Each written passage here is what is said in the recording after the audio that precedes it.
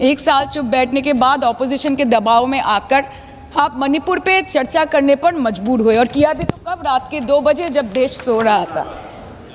आप चाहते हैं कि हम ये सब देखें और इस सदन में चुप रहे। बंगाल के हक का 2 लाख करोड़ बाकी है। हर दिन कोई नया कमीशन, कोई नई एजेंसी आ जाती है राज्य सरकार और रूलिंग पार्टी को डिस्टर्ब करने। इलेक्शन कमीशन के बलबूते पर लाखों करोड़ों वोटरों का नाम काट रहे हैं आप, और आप बोलते हैं कि हम इस सदन में आवाज ना उठाएं, इसका विरोध ना करें। आज SIR के चलते पूरे देश में 150 से ऊपर लोगों की मौत हो गई। BLOs ने आत्महत्या कर ली। आम आदमी को चिंता से, डर से दिल का दौरा आ गया। 105 साल की बूढ़ी माई से लेकर व्हीलचेयर पे बैठा एक विकलांग भाई तक, गर्भवती महिलाओं को हियरिंग के लाइन पे घंटों दर घंटे आपने खड़ा करके रखा। मतदाताओं के पहचान को, इस देश के मतदाताओं के पहचान को, 100 साल से इस देश को अपना घर, इस धरती को अपनी माँ समझने वाले, हर धर्म, हर समुदाय के लोगों के आत्मसम्मान को दिन दहाड़े अपने पैरों तले कुचलने का काम किया है आपने। और आप कहते हैं कि हम विरोध ना करें और हम चुप बैठे। सर, बाहर विरोध करते हैं तो FIR होगा, ED CBI होगी, कार्रवाई होगी, और सदन के अंदर प्रोटेस्ट करें तो सस्पेंड कर देंगे। सर, हमारे साथी आज भी मकर द्वार पे बैठे हैं बाहर सस्पेंड होके। 2023 के विंटर सेशन में 141 ऑपोजिशन MPs को एक साथ सस्पेंड कर दिया गया था, और करने के बाद भारतीय न्याय संहिता लेकर आए एक नया क्रिमिनल लॉ जो पूरे देश के क्रिमिनल कोड के प्रोसीजर को बदल देता है, जो स्टेट्स के लॉ एंड ऑर्डर को डायरेक्टली अफेक्ट करता है। सर, बाहर भी बुलडोजर चलाएंगे और सदन के अंदर भी बुलडोजर चलाएंगे। सर, ऐसा नहीं होता है। ये ताकत की बुलंदी भी पल भर का तमाशा है सर, कि ये ताकत की बुलंदी भी पल भर का तमाशा है। जिस डाल पे बैठे हैं वो टूट भी सकती है, जिस डाल पे बैठे हैं वो टूट भी सकती है। इसलिए ख्वाब जरूर देखिए, लेकिन ख्वाबों में घर बना के रहने की गलती मत कीजिएगा। सर, आज 303 से ज्यादा MP आपके हैं, 2000 से ऊपर MLA आपके हैं, 21 राज्य आपका है। हर डिबेट, हर डिस्कशन, हर बिल पे बोलने के लिए 70% वक्त आपको मिलता है। मीडिया आपका, सब उनका है। हम अपने लीडर का नाम 1 से ज्यादा 2 बार बोले तो हम पे रोक लगाई जाती है, और ट्रेजरी बेंच वाले वहां बैठ के पार्टी का नारा लगाते हैं और अपने नेता मंत्रियों का नाम जपते हैं, तो तब सब ठीक है सर, कोई प्रॉब्लम नहीं है। सर, इस सदन का कैमरा, बहुत मेरे साथी बोल रहे थे कि कैमरा भी ये सब देख के कॉम्प्रोमाइज हो गया। बोलते हमें दिखाता आप लोगों को है। माइक जब हमारी बातें खलने लगे तो माइक ऑटोमेटिकली ऑफ हो जाती है। सर, ये पता है सबको। मैगजीन दिखाना, किताबों से कोट करना राहुल जी, अखिलेश जी, अभिषेक जी को अलाउड नहीं है, पर ब्लू आइड बॉय को अलाउड है सर, अलाउड है सर। मैं नाम नहीं ले रही हूँ, अच्छी बात बोलिए। आप सही कहते हैं सर कि देश देख रहा है, देश सच में देख रहा है कि कैसे ऑपोजिशन आ भी करती है तो हो जाती है बदनाम, और वो कत्ल भी करते हैं तो चर्चा नहीं होता।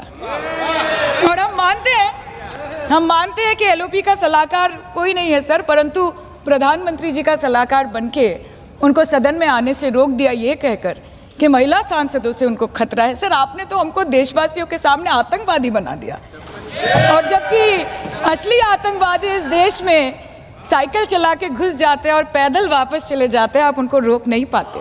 आप राष्ट्रपति जी के अभिभाषण पे आपके पास पूरा समय था, आप राष्ट्रपति जी के सम्मान की बात करते हैं। क्या आप बताइए, उनके अभिभाषण पे आए धन्यवाद प्रस्ताव का इस तरीके से निरादर करना, क्या ये उनका अपमान नहीं था?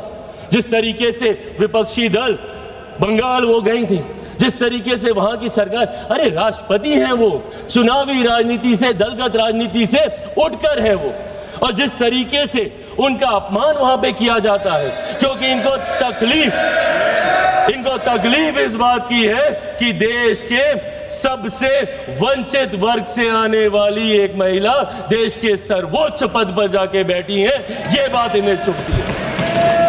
और इसीलिए राष्ट्रपति जी के अभिभाषण पर ये अपनी बातों को नहीं रखने देना चाहते। अंत में महोदय, मैं बस ये कहना चाहूंगा, आज जिनके खिलाफ ये अविश्वास प्रस्ताव लेकर आए हैं, आदरणीय ओम बिरला जी, हम सब जानते हैं और दिल पे हाथ रखकर इनमें से किसी से भी पूछेगा, हर व्यक्ति कहेगा कि ऐसे स्पीकर जिन्होंने दलगत राजनीति से उठकर हर किसी का सम्मान करने का काम किया। एक मिनट माननीय सदस्य, एक मिनट। माननीय सदस्यगण, सदन की सहमति हो तो सभा की कार्यवाही 7 बजे तक के लिए बढ़ा दी जाए। 10 बजे तक बढ़ा। माननीय सदस्य बोलिए। आदरणीय ओम बिरला जी, हम सब जानते हैं कि उनका व्यक्तित्व कैसा है, कितनी समावेशी सोच वाले हैं। उन्होंने हमेशा प्रयास किया कि ज़्यादा से ज़्यादा लोगों को अकोमोडेट किया जाए, ज़्यादा से ज़्यादा फर्स्ट टाइमर्स को मौके दिए जाएं। दुनिया भर के प्रोग्राम्स उन्होंने चलाए, इंटरेक्टिव सेशंस उन्होंने चलाए, और वो आज से इस चेयर पे थोड़ी बैठे हैं, उनका अपना अनुभव है। पिछली लोकसभा में भी वो इस चेयर पे बैठकर इस सदन का संचालन करते रहे और खूबसूरती से करते रहे। और किसी से भी पूछेगा, हर कोई मानेगा कि कतई उनके आचरण में, उनके व्यवहार में या उनकी समावेशी सोच में अगर किसी को किसी बात की तकलीफ हो, पर इन लोगों को दिक्कत इसी बात की होती है कि भाई अगर कुर्सी पे बैठा कोई व्यक्ति ऐसे फैसले ले रहा है जो देश हित में है, जो राष्ट्र निर्माण में है, हमारी सरकार ऐसे प्रस्ताव लेकर आ रही है, तो कैसे ये उसका समर्थन कर सकते हैं।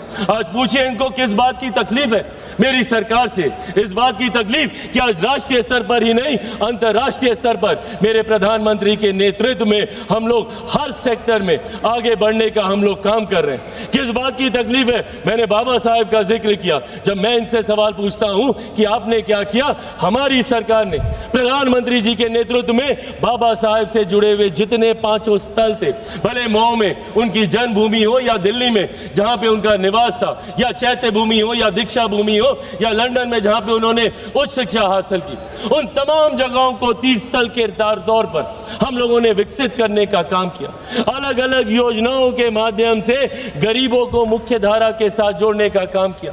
पिछले 11 साल में 25 करोड़ लोगों को हम लोगों ने गरीबी रेखा से बाहर निकालने का काम किया। देश की एक बड़ी आबादी को घर घर राशन पहुंचाने का काम किया ताकि उनके हाथ में ज्यादा पैसे बच सके। उनकी प्रति व्यक्ति आय को बढ़ाने का हमने काम किया। एक के बाद एक ऐसे फैसले मेरे प्रधानमंत्री के नेतृत्व में लिए गए, जिसकी वजह से आज हमारा देश वैश्विक चुनौतियों के बावजूद एक स्थिर व्यवस्था है, एक स्थिर अर्थव्यवस्था है, और धीरे धीरे ये बढ़ती जा रही है। और आज मैं पुनः ये आग्रह करूंगा, अगर इसके बाद भी शिकायत है, तकलीफ है, तो ये मंच उसी के लिए है। आए हम सब मिलकर इस मंच का इस्तेमाल करें, ज्यादा से ज्यादा समय यहाँ पे काम होने दें। मेरे नेता, मेरे पिता निरंतरता में लंबे समय तक इस सदन के सदस्य रहे। उनसे मैंने आचरण सीखे, उनसे मैंने परंपराएं सीखी, उनसे मैंने यहाँ की कार्यशैली सीखी। बट जिस तरीके का आचरण आज मैं देख रहा हूँ, ये हम सबको याद रखने की जरूरत है कि कोई व्यक्ति अजर अमर होकर नहीं आता है। आज हम हैं, कल कोई और आएगा, पर जो दूसरा कल आएगा वो आपका मूल्यांकन कैसे करेगा, वो आपको कैसे देखेगा, ये आपके आज के आचरण पे निर्धारित होता है। इसीलिए आने वाले दिनों के लिए, मेरे बच्चों के लिए, आने वाली नई पीढ़ियों के लिए हम लोग खूबसूरत परंपराएं यहाँ से स्थापित करके जाएं। उसके लिए हम सबको यहाँ पर मिलकर कार्य करने की जरूरत है। एक बार फिर से आपने मुझे मौका दिया और मैं आदरणीय ओम बिरला जी का हृदय से बहुत सम्मान करता हूँ, और मैं मानता हूँ कि वो जल्द वापस इस कुर्सी को आके अपना उसको सुशोभित करने का काम करेंगे। मैं अपनी पार्टी की तरफ से आए इस अविश्वास प्रस्ताव का विरोध करते हुए अपनी बातों को समाप्त करता हूं। धन्यवाद।